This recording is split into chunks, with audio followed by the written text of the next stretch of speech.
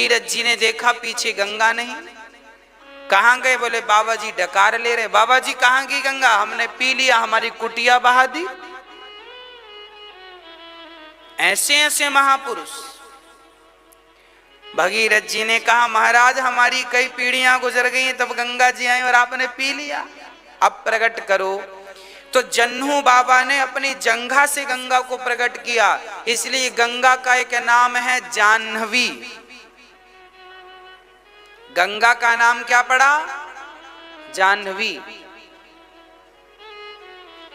आगे चली तो आगे 7 कुटियां थी बाबाओं की। गंगा ने सोचा कि एक बाबा की कुटिया बहाए तो एक ने पी लिया, 7 की बहाएंगे, 7 पी जाएंगे। तो गंगा जी 7 की कुटिया बचा बचा के चली तो हरिद्वार के ऊपर 7 धारा हो गई। गंगा जी की कितनी धारा हो गई? 7 धारा। हरिद्वार के ऊपर ये दृश्य है।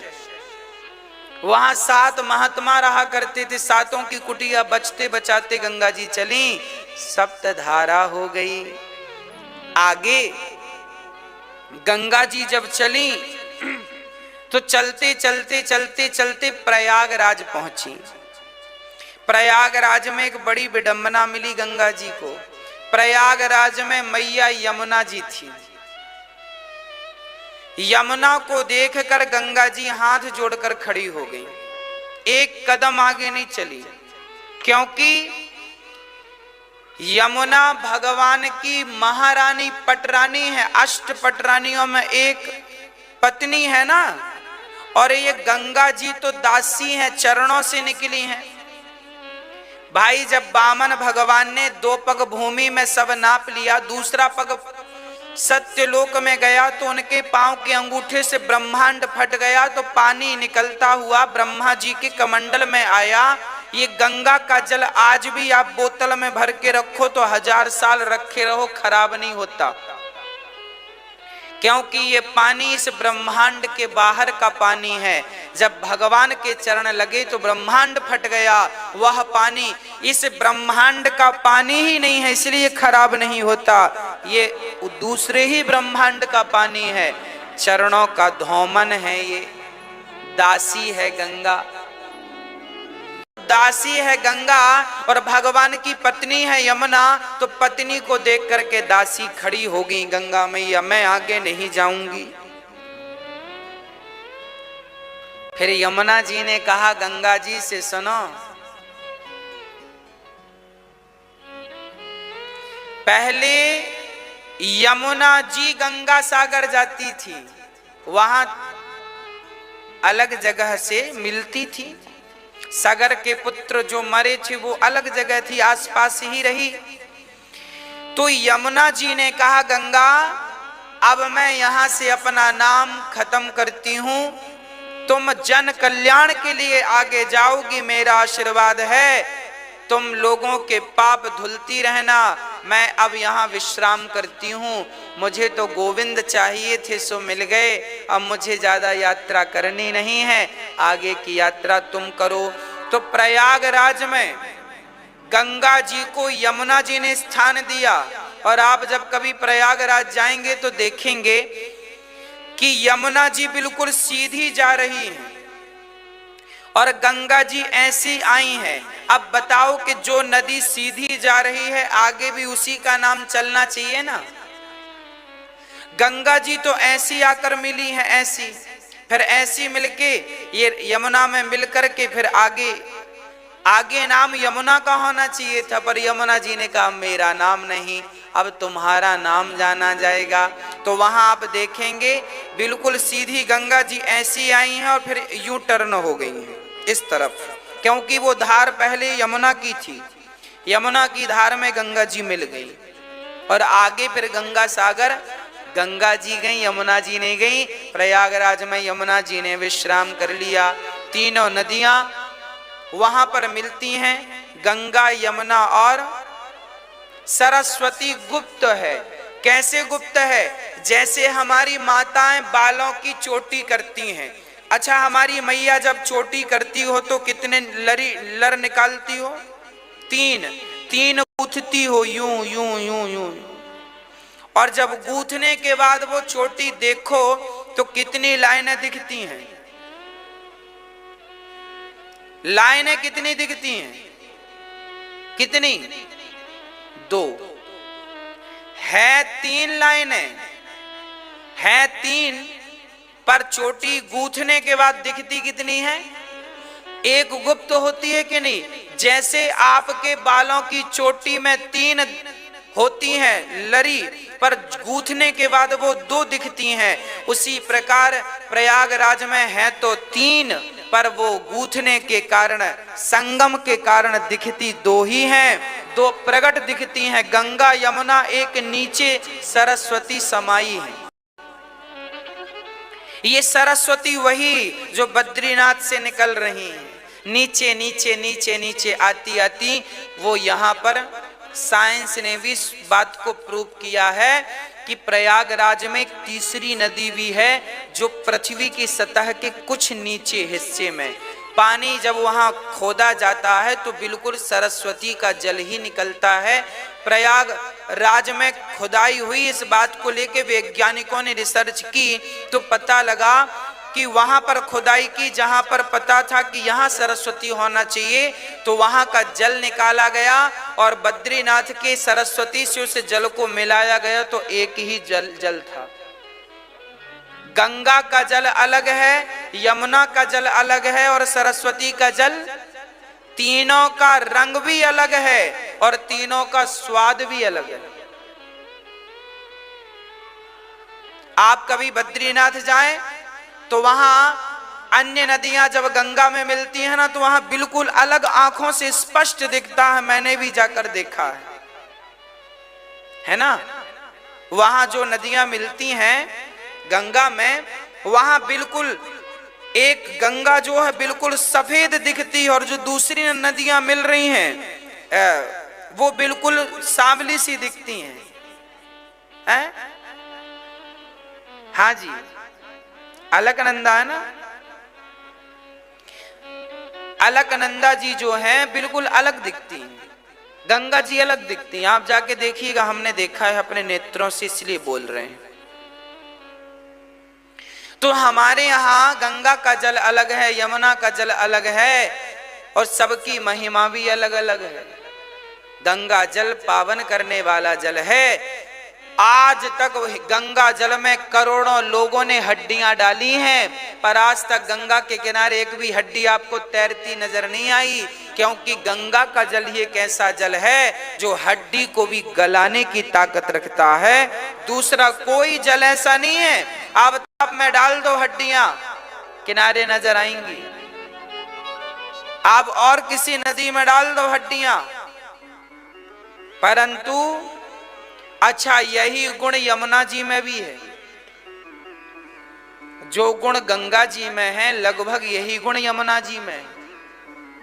यमुना जी में भी वृंदावन के लोग हड्डियां डालने कभी गंगा जी नहीं रह जाते, वो तो यमुना जी में डाल देते कि ये तो जाके मिला ही देंगी गंगा जी से। तो यहाँ भी हड्डियां ये यमुना जी नीचे नीचे ले जाके गंगा जी को दे देती हैं। ये लो, ये राम जी की हड्डी, ये फलाने जी की हड्डी है, श्याम करो कल्याण। इसलिए मरना भला है दूर का, जहान अपना कोय, पशु पक्षी भोजन करें, कोटि यज्ञ फल होए। भगवान के धाम में मौत हो, मृत्यु हो, इससे बढ़िया कुछ नहीं है। भगवान का नाम जपते जपते मृत्यु हो, इससे बढ़िया कुछ नहीं है। इसलिए आपसे मेरी प्रार्थना है कि भगवत चिंतन करते हुए गंगा यमुना सरस्वती इत्यादि का रोज आप सुबह जब नहाया करो ना अपने घर में, तो नहाया करो अपने घर में सामान्य पानी से, पर स्मरण गंगा का रहे, भाव रहे कि हम गंगा में हर हर गंगे हर हर गंगे हर गंगे नहाओ कहते हुए नहाओगे तो गंगा स्नान करने का फल मिल जाएगा, है ना। यमुना मैया बहुत गंदी हो गई हैं, लोगों ने नाला मिला मिला के गंदा कर दिया है साहब, है ना। नाले इतने मिलाए, इतने मिलाए, इतने मिलाए, यमुना मैया का कोई पानी नहीं पी सकता। यमुना मैया रो रही हैं, उनकी पुकार कोई सुनने वाला नहीं है। अब हम तो सुने पर हम करें क्या, हमारे बस का तो है नहीं। सरकार कर सकती है तो सरकार कर नहीं रही है। लाखों करोड़ रुपए खर्च करके स्वाहा, ऐसे ही है सरकार, किसको कहें। नदियां दूषित हो रही हैं, जल का संकट भारत पर मंडरा रहा है, पर अभी कोई नहीं जागा, भारत सो रहा है, सो रहा है।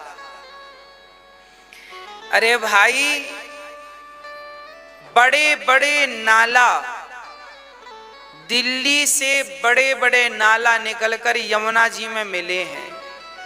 अरे सरकारें क्यों नहीं पानी के लिए 50, 100, 200, 300 एकड़ का एक तालाब बनाती हैं, सारा नाला उसमें मिलाएं और पानी को फिल्टर करके साफ करके नदियों में डालें तो बढ़िया होगा। कचरा वहां रुक जाएगा, उस कचरे की खाद बना करके बेचें तो यूरिया डीएपी बंद हो, यूरिया डीएपी बंद हो तो बीमारियां कम हो। आज किसान जो अपनी फसलों पर यूरिया और डीएपी डाल रहे हैं, ये एक प्रकार का जहर ही तो है। अमेरिका में यूरिया डीएपी नहीं डाली जाती क्योंकि वो जहर मानते हैं। भारत में डाली जाती है। क्यों डाली जाती है? क्योंकि भारत की सरकारें इस सब्जेक्ट पर कोई काम नहीं कर रही हैं, किसी को जिम्मेदारी नहीं है। केजरीवाल जी ने कहा था कि हमारी सरकार आएगी तो हम यमुना को शुद्ध करेंगे, पर आके चली गई, फिर आ गई, कोई ध्यान नहीं है साहब का, किसी का ध्यान नहीं है। अरे सब अपने अपने घर की साफ सफाई कर लें तो काम बन जाए। दिल्ली का समस्त पानी जो गंदा जल है, यदि उसे 200-300 एकड़ का बड़ा तालाब सरकारी जगह जहां हो वहां पे ले जाएं, तालाब खुदवाएं, सारा पानी गटर का तालाब में डालें तो क्या होगा? तालाब में पानी जाए, पानी साफ करके फिल्टर करके, बहुत सारे साधन हैं फिल्टर करने के, फिल्टर करके फिर यमुना जी में डालो तो यमुना जी शुद्ध बनी रहेंगी और जो गटर की गंदगी तालाब में जमा होगी उससे खाद तैयार हो जाएगी, अच्छी क्वालिटी की खाद तैयार होगी तो डीएपी यूरिया बचेगा, फसल बचेगी। आज डीएपी खा खा के लोग मर रहे हैं, शुद्ध रोटी भी नहीं मिल रही है आजकल। अब कौन समझाए, किसी दिमाग दें हम। जबकि मेरी मां, यदि सरकार मुझे ये काम सौंपे ना नदियों को साफ करने का, तो मैं आप समस्त भारतवासियों से विश्वास से कहता हूं, 1 साल के अंदर भारत की सारी नदियों को साफ करने के साथ साथ ये दास अनिरुद्ध नदियों को नदियों से जोड़ देगा, ताकि भारत में पानी की समस्या ही खत्म हो जाएगी। अब देखिए, एक नदी है जो 12 महीना बहती है, एक नदी, अब गांव गांव की नदियां ना अभी सूख जाएंगी, अभी अगले महीने सूख जाएंगी, अभी सूख गई। बड़ी बड़ी नदियां भी मेरी माँ अब गर्मियों में जो कभी सूखा नहीं करती थी अब सूखने लग गई। क्या करना चाहिए? देखो, यमुना का पूरा पानी, गंगा का पूरा पानी कहाँ जाता है? समुद्र में। समुद्र को पानी की कोई जरूरत नहीं है, सारा पानी जाता है खारा होके समाप्त हो जाता है, वो पानी किसी काम का। अरे भाई भले आदमी, ये गंगा का पानी, छोटी छोटी नदियां जो सूखी पड़ी हैं, इन नदियों से कनेक्टिविटी कर दो तो छोटी छोटी नदियां में पानी जाएगा। पानी जाएगा तो क्या होगा? पानी जो जमीन के भीतर चला गया है, पानी का लेवल ऊपर आएगा तो पानी की जो किल्लत भारत में होती है समाप्त हो जाएगी, और कई बार जो बाढ़ जैसी स्थितियां उत्पन्न होती हैं वो बाढ़ जैसी स्थितियां भी कंट्रोल हो जाएंगी। भाई जब एक गंगा का पानी 20 नदियों में बट जाएगा तो बाढ़ कैसे आएगी? ये प्लानिंग क्यों नहीं कर रही है सरकार? हमारे दिमाग में तो बहुत कुछ है, हम तो बहुत कुछ करके दे दें भारत को, पर ये मेरा सब्जेक्ट नहीं है। अब इस नदियों में तो सरकार बड़े लेवल पे काम करे, अब मैं भी काम करूं बड़े लेवल पे तो फिर बहुत सारा पैसा खर्च होगा इसमें, जितना पैसा तो होता नहीं है। मैं तो आपके दिए हुए दान पर ही आश्रित हूं। आप जो दान करते हैं उसी से मैं अपनी माँओं की सेवा करता हूं, पिताओं की सेवा करता हूं, अन्य क्षेत्र की सेवा होती है, गायों की सेवा होती है, हॉस्पिटल का निर्माण चल रहा है, हॉस्पिटल बनेगा, निःशुल्क शिक्षा, इतना तो मेरे बस का है तो वो तो मैं कर रहा हूं, जो मेरे बस का है वो मैं कर रहा हूं। पर सरकारों को चाहिए कि बहुत जल्दी गंगा से कम 100 नदियां जोड़ें। गंगा से कितनी नदियां जोड़ें? 100 नदियां जोड़ें छोटी छोटी, तो 100 की 100 नदियों को पानी मिलेगा। और विचार करो कि 100 नदियों में जब पानी होगा तो फिर फसल कितनी होगी? करोड़ों एकड़, लाखों करोड़ों एकड़ खेत सिंचित हो जाएंगे कि नहीं? और सुनो, ये जो पानी की दिक्कतें हैं, किसान लोग जबरदस्ती बोर करते हैं, होल करते हैं और पानी निकालते हैं। अरे भाई किसान भी क्या करे, पानी तो चाहिए ना। नदियां सूख गई तो पानी तो जमीन से निकलेगा। अरे भाई इसलिए जमीन से पानी ना निकालना पड़े, नदियों को ही उपयोग में लो। सूखी पड़ी हैं, किस काम की हैं? सरकार ने नहर बनवाई है, बढ़िया प्रोजेक्ट है नहरों का, पर नदियों को नदियों से जोड़ा जाए तो ज्यादा अच्छा है। ये जो वेस्ट पानी, गर्मियों में करोड़ों लीटर पानी रोज जो गंगा का जाके समुद्र में मिलता है, इसे रोकना चाहिए। यमुना का पानी, यमुना से ही कम से कम 50, 70, 80 नदियां निकलनी चाहिए। नदियां हरी भरी होनी चाहिए। नर्मदा से बहुत सारी नदियां हरी भरी होनी चाहिए, सूख जाती हैं। जैसे फॉर एग्जाम्पल नर्मदा से क्षिप्रा को जोड़ा गया। मध्य प्रदेश की सरकार ने एक बढ़िया काम किया है, नर्मदा नदी को क्षिप्रा नदी से जोड़ दिया। क्षिप्रा नदी सूख जाती है, पानी नहीं होता, पर नर्मदा का पानी उसमें छोड़ दिया जाता है तो बढ़िया हरी भरी होती है, चारों तरफ किसान लाभ लेते हैं। अर्थात एक नदी में पानी आने से लाखों किसानों को लाभ होता है, लाखों किसानों का काम बनता है। सरकार ये छोटे काम है, बहुत बड़े काम नहीं है। 5 साल के अंदर यदि सरकार मुझे जिम्मेदारी दे, 5 साल के अंदर मैं इन सारे सब्जेक्टों में काम करके बंद करके इससे आगे की प्लानिंग चालू कर दूंगा। ये केवल 5 साल के हैं, पर देश की आजादी 70 साल की हो गई, अभी तक इन विषयों में कोई काम नहीं हुआ, किसी का ध्यान नहीं है। नदियां गंदी हैं, नदियां गंदी, इन्हें साफ करने का काम मैं 1 साल में, सरकार मुझे टेंडर दे तो मैं 1 साल में साफ कर दूं। 1 साल लगेगा मुझे काम करने में, ओनली 1 वर्ष। 1 साल में भारत की समस्त नदियां, एक नहीं समस्त नदियों को मैं साफ करने की ताकत रखता हूं। प्लान मेरे यहां खोपड़ी में है, पर है अब किसे दूं, कैसे दे दूं जाके, कौन सुनता है? और ये डीएपी और जो किसान लोग यूरिया उपयोग करते हैं, यूरिया और डीएपी में तो मैं ताला लगवा दूं और अपने किसानों को भारत की शुद्ध खाद दूं, केंचुए वाली, ताकि फसल इससे भी ज्यादा, यूरिया और डीएपी कितनी फसल देगी? अरे दुगनी फसल होगी यदि केंचुए वाली खाद किसानों को मिलने लग जाए तो। केंचुआ जानते हैं ना, केंचुए वाली खाद यदि मिलने लग जाए तो किसान की फसल दोगुनी हो जाए और शुद्ध मिलेगा भारत में। पर कौन काम करेगा?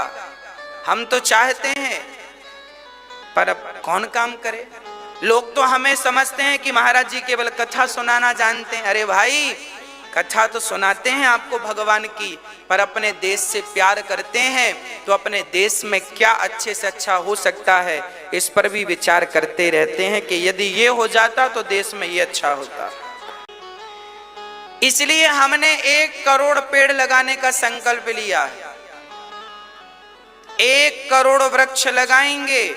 और आप विश्वास रखिएगा मेरे भारतवासियों, यदि ये शरीर में श्वास बची तो मैं वह काम भी करूंगा जो कह रहा हूं।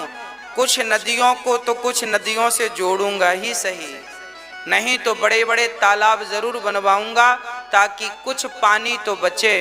कुछ पानी तो हम जितना पिए हैं इस भारत माटी का, भारत भूमि का, उतना पानी बचाकर अपनी भारत माता को तो दें। ये तो ऋण अदा करें। सरकार केवल राजनीतियां करती हैं, सब अपनी रोटी सेकने में लग गए। अरे भाई, कुछ भारत माँ के बारे में सोच लो, पानी बचा लो, नदियों को साफ कर लो, पेड़ पौधे लगवा दो, बस बढ़िया है सब। भ्रष्टाचार कम कर लो थोड़ा सा। अब क्या कहें, अन्ना हजारे जी आए थे, पता ही नहीं